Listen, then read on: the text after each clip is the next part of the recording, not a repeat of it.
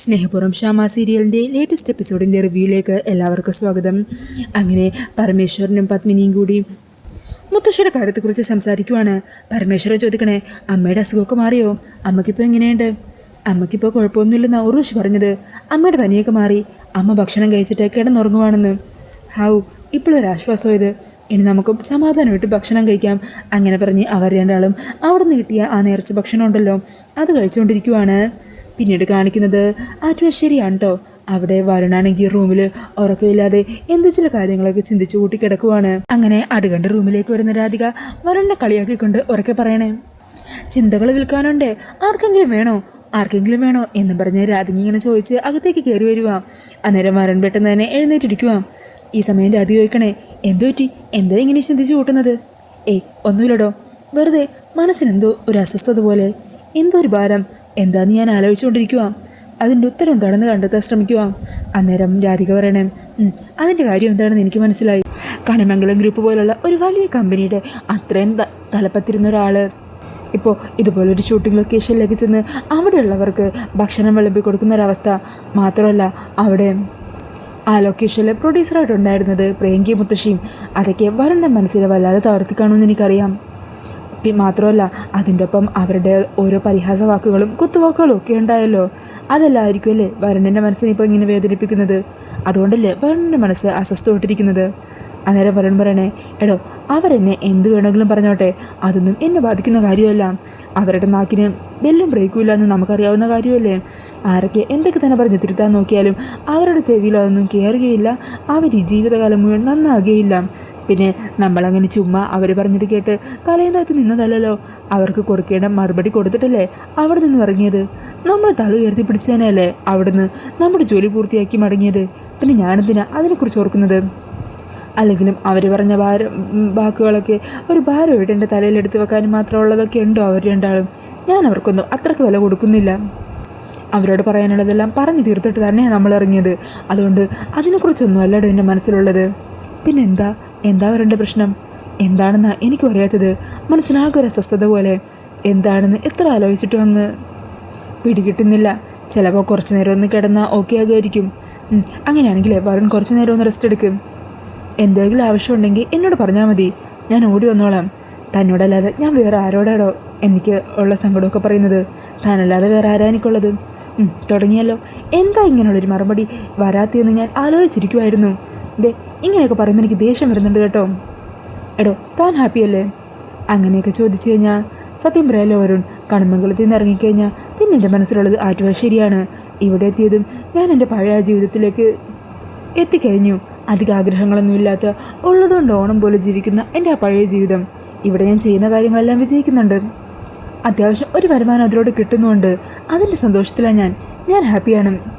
പിന്നെ എൻ്റെ കെട്ടിയവൻ്റെ കാര്യമാണ് എന്നെ മനസ്സിനെ ചെറുതായിട്ടെങ്കിലും ഒന്ന് അലട്ടുന്നത്.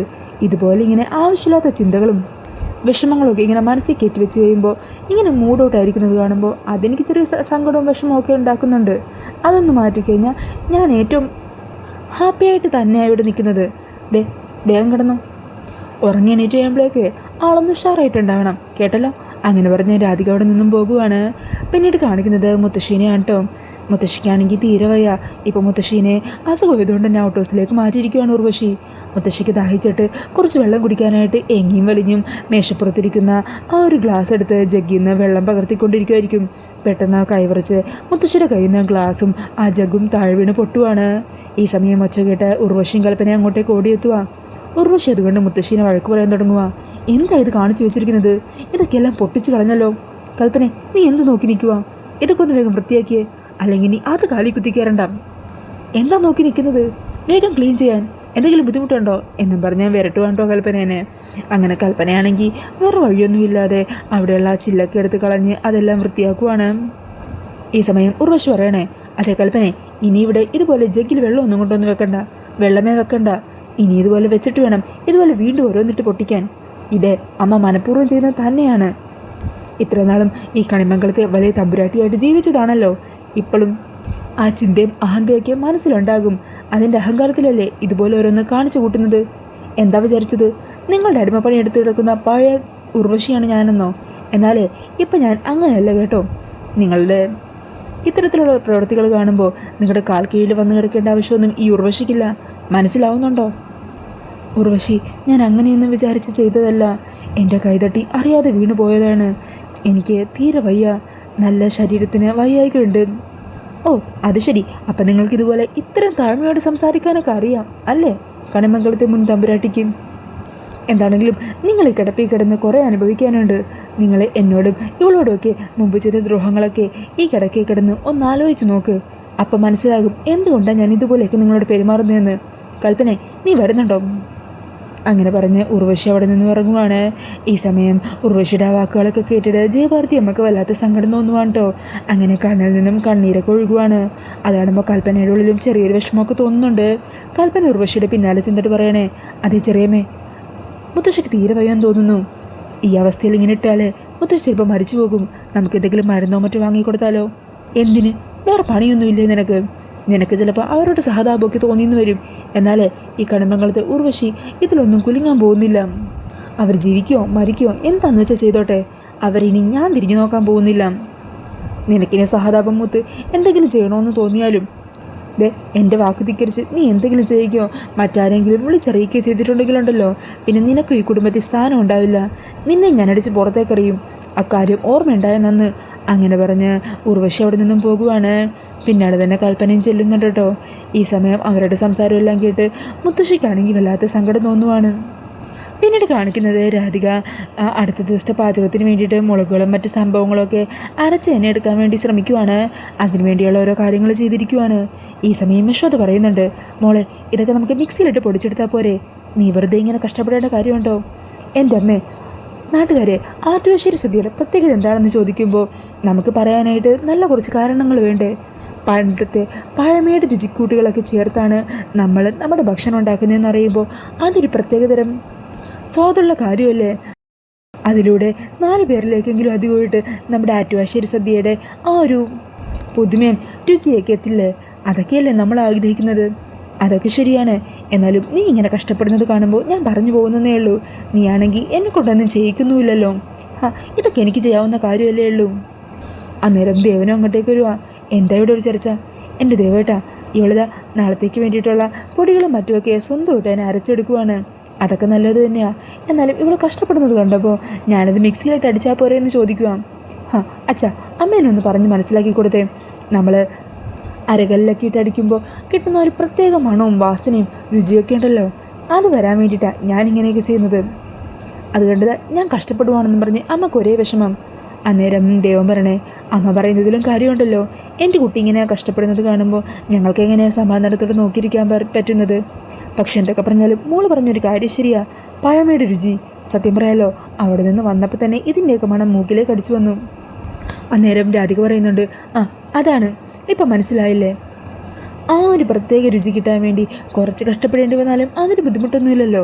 പിന്നെ ഇതൊക്കെ ഞാൻ എൻ്റെ മുഴുവൻ സന്തോഷത്തോടു കൂടി തന്നെയാണ് ചെയ്യുന്നത്. അപ്പോൾ ഇതൊന്നും എനിക്കങ്ങനെ ബുദ്ധിമുട്ടായിട്ട് തോന്നില്ല. ഈ സമയം യശോദ പറയണേ, ഞാനെന്താ ഇവൾ ചെയ്യുന്നത് ഇങ്ങനെ നോക്കിക്കൊണ്ട് നിൽക്കുവാണ്. എത്ര ഭംഗിയായിട്ടാണ് മോള് ചെയ്യുന്നതെന്നോ? ഇതൊക്കെ നോക്കി നിന്ന് ഇതുപോലെ ചെയ്യാൻ ശ്രമിച്ചാലും എനിക്ക് ഞാൻ ചെയ്യുമ്പോൾ ഇതേപോലെ ഇത്രയും പാകത്തിനും ഇത്രയും രുചിക്കും കിട്ടില്ല. അത് മോളുടെ കൈപുണ്യം തന്നെയാണ്. ഈ സമയം ദൈവം പറയണേ, എൻ്റെ കുട്ടിയല്ലെങ്കിലും കൈപുണ്യത്തിൻ്റെ കാര്യത്തിൽ ഇവളെ തോപ്പിക്കാൻ മറ്റാർക്കും പറ്റില്ല. ഭഗവാന്റെ അനുഗ്രഹം മോളുടെ കൂടെ തന്നെയുണ്ട്.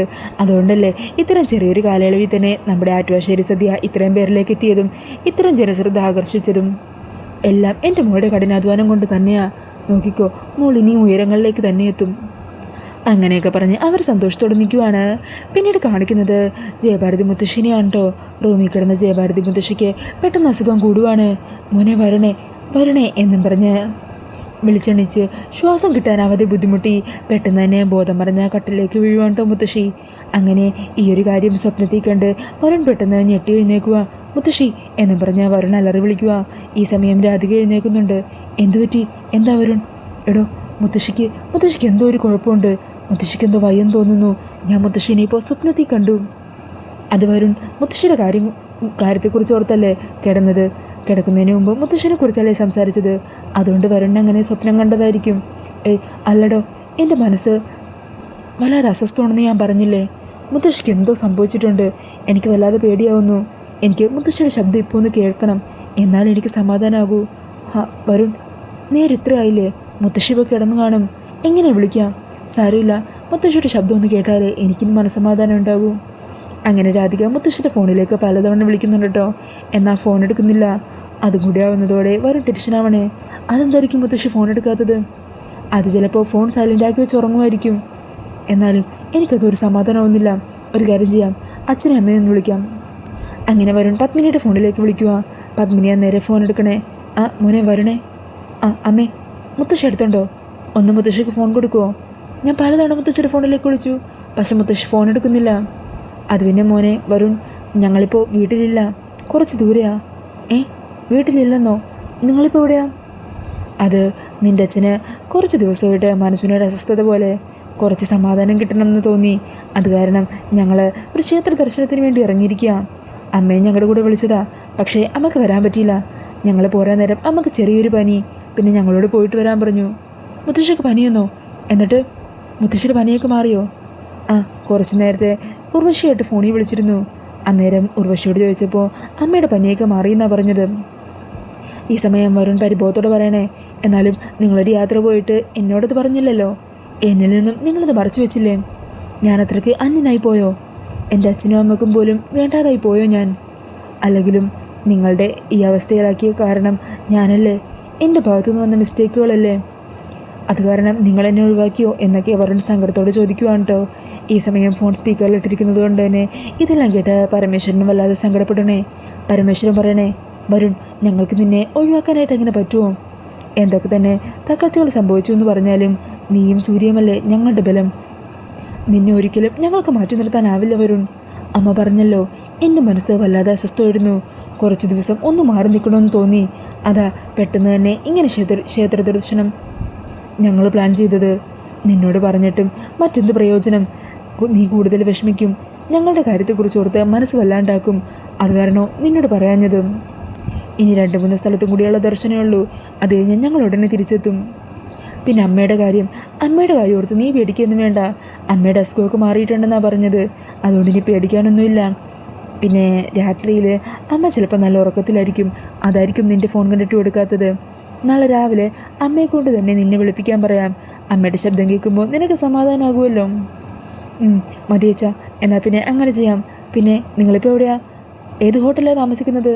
അന്നേരം പരമേശ്വരൻ പറയണേ, അത് പിന്നെ ഞങ്ങളിവിടെ ഹോട്ടൽ ഗ്രാൻഡിൽ. നമ്മളെപ്പോഴും യാത്രയൊക്കെ പോകുമ്പോൾ താമസിക്കാനുള്ള സ്ഥിരം ഹോട്ടലിൽ തന്നെയാണ്. എന്നാൽ ശരിയച്ചാ, യാത്രയൊക്കെ കഴിഞ്ഞ് ഇവിടെ എത്തുമ്പോൾ എന്നെ വിളിക്കണം. അങ്ങനെ പറഞ്ഞ വരുൺ ഫോൺ കട്ട് ചെയ്യുവാണ്.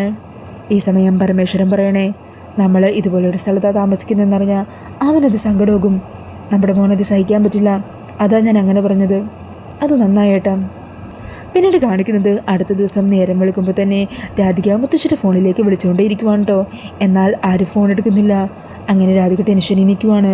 മരണു ഇതറിയുന്നത് ടെൻഷനാകുക. എടോ, മുത്തശ്ശി എന്താണെങ്കിലും നമ്മുടെ കോള് കണ്ട ഇങ്ങനെ എടുക്കാതിരിക്കില്ല. എന്തോ ഒരു പ്രശ്നമുണ്ട്.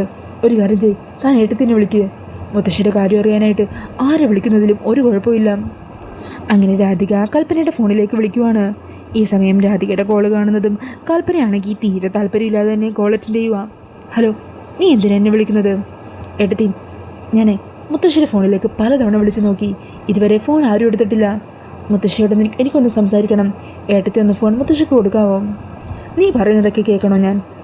ഏട്ടത്തി, മുത്തശ്ശിക്ക് വയ്യാന്ന് ഇന്നലെ അമ്മേനെ വിളിച്ചപ്പോൾ പറഞ്ഞിരുന്നു. മുത്തശ്ശിയുടെ അസുഖം മാറിയോ? മുത്തശ്ശിക്ക് ഇപ്പോൾ എങ്ങനെയുണ്ട്? ഏട്ടത്തി ഒന്ന് ഫോൺ കൊടുത്താൽ മതി. മുത്തശ്ശി ഇവിടെ ഇല്ല. ഇവിടെ ഇല്ലെന്നോ? ഈ സമയം വരുൺ ഫോൺ തട്ടിപ്പറിച്ച് വാങ്ങുക. ഇവിടെ ഇല്ലെന്നോ? മുത്തശ്ശി പിന്നെ ഇവിടെ പോയി? മുത്തശ്ശിക്ക് പനിയാണ്. അതുകൊണ്ട് തന്നെ ചെറിയമ്മ മുത്തശ്ശീനെ ഔട്ട് ഹൗസിലേക്ക് മാറ്റിയിരിക്കുക. ഔട്ട് ഹൗസിലോ? പനിയാണെങ്കിൽ മുത്തശ്ശീനെ എന്തിനാ അങ്ങോട്ടേക്ക് മാറ്റുന്നത്? മുത്തശ്ശിക്ക് റൂമുണ്ടല്ലോ അവിടെ. അതെ, ഇവിടെ തീരുമാനം എടുക്കുന്നത് ചെറിയമ്മയും ചെറിയച്ഛനൊക്കെ കൂടിയാ. അവരങ്ങനെ തീരുമാനിച്ചു. എനിക്കതനുസരിക്കല്ലാതെ മറ്റൊരു മാർഗ്ഗവും ഇല്ല. മുത്തശ്ശിക്ക് പനി കുറച്ച് കൂടുതലാണെന്നാണ് കേട്ടത്. മാത്രമല്ല ഇന്നലെ ഞാൻ പോയി നോക്കിയപ്പോൾ വല്ലാതെ അവശയായിട്ട് കിടക്കുമായിരുന്നു. ഇന്ന് പിന്നെ എനിക്ക് പോയി നോക്കാനൊന്നും പറ്റിയില്ല. നിങ്ങൾക്കൊക്കെ എപ്പം മുതലാണ് എൻ്റെ മുത്തശ്ശി ഇത്രയധികം വെറുക്കപ്പെട്ടവളായി മാറിയത്? അതെ വരുൺ, നീ എന്നോട് ഇങ്ങനെ ദേഷ്യപ്പെട്ടിട്ട് ഒരു കാര്യമില്ല. ഞാൻ ചെറിയമ്മയോട് പറഞ്ഞതാ മുത്തശ്ശിക്ക് അസുഖം കൂടുതലാണെന്നും ഡോക്ടറെ കണ്ട് മരുന്ന് വാങ്ങണമെന്നും. എന്നാൽ ചെറിയമ്മ അത് കേട്ട ഭാവം പോലും കാണിച്ചില്ല. അവർ പറയുന്നത് ഇവിടെ നടക്കുകയുള്ളൂ. അല്ലാതെ ഞാനെങ്ങാനും അവരെ ധിക്കരിക്കാൻ പോയാലുണ്ടല്ലോ, എൻ്റെ സ്ഥാനം ഈ വീടിന് പുറത്തായിരിക്കും. അങ്ങനെ പറഞ്ഞ് കൽപ്പന പെട്ടെന്ന് തന്നെ ഫോൺ കട്ട് ചെയ്യുവാണ്. ഈ സമയം വരുൺ പറയണേ, കണ്ടില്ലേ പാവൻ്റെ മുത്തശ്ശി അവിടെ ഔട്ട് ഹൗസിലിട്ട് അവരെല്ലാവരും കൂടി മുത്തശ്ശീനെ നരകിപ്പിക്കുവാണ്. എനിക്കിപ്പോൾ തന്നെ മുത്തശ്ശിയുടെ അരികിലേക്ക് പോകണം, താൻ വേഗം റെഡിയാകും. കണിമംഗലത്തെ അധികാരികളെ മാത്രമേ നമ്മൾ ഇനി തിരിച്ചെത്തോളെന്ന് നമ്മൾ വെല്ലുവിളിച്ചതാ. പക്ഷേ മുത്തശ്ശീനെ ഈ അവസ്ഥയിലാണെന്ന് അറിഞ്ഞിട്ടും നമ്മൾ കാണാതിരിക്കാൻ പറ്റുമോ? ഇല്ല, എനിക്കെൻ്റെ മുത്തശ്ശിയെ കണ്ടേ പറ്റുള്ളൂ. താൻ വേഗം വാ. അങ്ങനെ പറഞ്ഞ് വരുണിൻ്റെ അധികം റെഡിയായി വേഗം തന്നെ കണിമംഗലത്തേക്ക് ഒരു ഓട്ടോയിൽ പോകുവാണ്. അങ്ങനെ അവർ നേരെ ഔട്ട് ഹൗസിൻ്റെ ഉള്ളിലേക്ക് തന്നെ വാതിൽ തുറന്ന് ഓടിക്കയറുവാണ് കേട്ടോ. ഈ സമയം മുത്തശ്ശിയാണെങ്കിൽ അവിടെ ബോധമില്ലാതെ കിടക്കുമായിരിക്കും. അന്നേരം വരുൺ പറയണേ, രാധികെ താൻ കുറച്ച് വെള്ളം എടുത്തുകൊണ്ട് വാ. ഈ സമയം രാധിക വേഗം തന്നെ ആ ഓട്ടോക്കാരൻ ചേട്ടൻ്റെ കയ്യിൽ നിന്ന് ഒരു കുപ്പി വെള്ളം വാങ്ങുവാണ്. അങ്ങനെ രാധിക ഓടി വന്ന് മുത്തശ്ശിൻ്റെ മുഖത്തേക്കൊക്കെ വെള്ളം തടിച്ച് മുത്തശ്ശിനെ എണീപ്പിക്കുക. വരുണിനും രാധികേനും കാണുന്നതും മുത്തശ്ശിക്ക് സന്തോഷമാകണേ. മക്കളെ നിങ്ങൾ വന്നോ? മുത്തശ്ശി എന്താ പറ്റിയത്? മോനെ കുറച്ച് വെള്ളം തരൂ എനിക്ക്. അങ്ങനെ രാധിക കയ്യിലിരുന്ന ആ കുപ്പിയുണ്ടല്ലോ, അതിൽ നിന്ന് കുറച്ച് വെള്ളം എടുത്ത് മുത്തശ്ശിക്ക് കൊടുക്കുവാണ്. ഈ സമയം വരുണിനും രാധികയ്ക്ക് ഒത്തിരി സങ്കടമാവുന്നുണ്ട്. മുത്തശ്ശി എന്താ ഇത്? എന്താ പറ്റിയത് മുത്തശ്ശി? മോനെ മുത്തശ്ശിക്ക് ചെറുതായിട്ടൊന്ന് പനിച്ചു, പിന്നെ ഭക്ഷണവും കഴിച്ചിട്ടില്ലാഞ്ഞല്ലോ, അതിൻ്റെ ഒരു ക്ഷീണം ഉണ്ടായിരുന്നു. മുത്തശ്ശിക്ക് പനിയായിട്ട് മുത്തശ്ശി ഹോസ്പിറ്റലിലൊന്നും പോയില്ലേ? മരുന്ന് മേടിച്ചില്ലേ? മുത്തശ്ശിക്ക് വയ്യാതായ മുത്തശ്ശിനെ നോക്കാൻ എൻ്റെ മക്കളുണ്ടോ? ഇല്ലല്ലോ. പിന്നെ ആരാ എന്നെ ഹോസ്പിറ്റലിലൊക്കെ കൊണ്ടുപോകുന്നത്? ഉർവശിയോ? അവൾ എന്നോട് അങ്ങനെയുള്ള അനുകമ്പയൊക്കെ കാണിക്കുമോ എന്ന് പറഞ്ഞ് സങ്കടത്തോട് ചോദിച്ചുകൊണ്ടിരിക്കുന്ന മുത്തശ്ശിനെയാണ് കേട്ടോ കാണിക്കുന്നത്. മുത്തശ്ശിയുടെ വാക്കുകളൊക്കെ കേട്ട് കൽപ്പനയോടും ഉർവശിയോടും ഒക്കെയുള്ള ദേഷ്യത്തിൽ കത്തി ജ്വലിച്ച് നിൽക്കുവാണ് വരുൺ. അങ്ങനെ ആ ഒരു സീനൊക്കെ കാണിച്ചുകൊണ്ടാണ് എപ്പിസോഡ് തീരുന്നത്. പിന്നീട് നാളത്തെ എപ്പിസോഡിൻ്റെ പ്രൊമോയിൽ കാണിക്കുന്നത് വരുൺ നേരെ കണിമംഗലത്തേക്ക് ചെല്ലുവാണ് കേട്ടോ. അവിടെ ചന്ദ്രശേഖരനും ഗൗതവും മുറ്റത്ത് തന്നെ നിൽക്കുന്നുണ്ടാവും. വരുണാണെങ്കിൽ അവരോട് പ്രശ്നം ഉണ്ടാക്കുവാണ്. അന്നേരം ഗൗതം പറയുന്നുണ്ട്, മര്യാദയ്ക്ക് ഇവിടെ നിന്ന് ഇറങ്ങിപ്പോയ്ക്കോ, അല്ലാതെ കണിമംഗലത്തിനകത്തേക്ക് ഒരടിയെങ്കിലും വെച്ചാൽ നിൻ്റെ കൈയും കാലും ഞാൻ വെട്ടിയരിയും. അത് കേൾക്കുന്നതും ഒന്നാമത് മുത്തശ്ശിയോട് കാണിച്ച ക്രൂരതയൊക്കെ അറിഞ്ഞ കലി പൂണ്ടി നിൽക്കുന്ന വരുണാണെങ്കിൽ ഗൗതത്തിൻ്റെ കാരണത്തിട്ട് തന്നെ ഒന്ന് പൊട്ടിക്കുവാണ്. ഈ സമയം അത് കണ്ട് ഞെട്ടലോടി കൂടി നിൽക്കുവാണ് ചന്ദ്രശേഖരനും ഗൗതവുമൊക്കെ. പിന്നീട് കാണിക്കുന്നത് ബെഞ്ചമിൻ്റെ പിടിയിലകപ്പെട്ട് റൂമിൽ അടച്ചുപൂട്ടിയിരിക്കുന്ന ശ്യാമേനെയും അമൃതേനെയും ആണ്ടോ. ഈ സമയം ശ്യാമ അമൃതയോട് പറയണേ, ഏട്ടത്തി മരിക്കുന്നതിന് മുമ്പ് എനിക്ക് ചെയ്തു തീർക്കേണ്ട കടമകൾ ചെയ്തു തീർക്കണം എന്നാഗ്രഹമുണ്ട്. അത് ചെയ്തു തീർത്ത് പൂർത്തിയാക്കുന്നത് വരെ ആയുസ് കിട്ടണമെന്നാണ് എൻ്റെ പ്രാർത്ഥന. അങ്ങനെ പറഞ്ഞ് ശ്യാമ സങ്കടത്തോടെ ഇരിക്കുവാണ്. ഈ സമയം ജനലിൻ്റെ അവിടെ കൂടി ബെഞ്ചമിൻ്റെ ഒരു ഗുണ്ട ശ്യാമയെ നോക്കുന്നുണ്ട്. അന്നേരം ആ കാഴ്ച കണ്ട് ഞെട്ടലോട് കൂടി ഇരിക്കുന്ന ശ്യാമേനെയും അമൃതേനെയും പ്രമോയിൽ കാണിക്കുന്നുണ്ട്. അപ്പോൾ ഈ ഒരു റിവ്യൂ ഇഷ്ടമായിട്ടുണ്ടെങ്കിൽ മറക്കാതെ വീഡിയോ ഒന്ന് ലൈക്ക് ചെയ്യണേ. ഇതുപോലുള്ള കൂടുതൽ റിവ്യൂസിനായിട്ട് ഈ ചാനലൊന്ന് സബ്സ്ക്രൈബ് ചെയ്തും കൂടി സപ്പോർട്ട് ചെയ്യണേ. താങ്ക്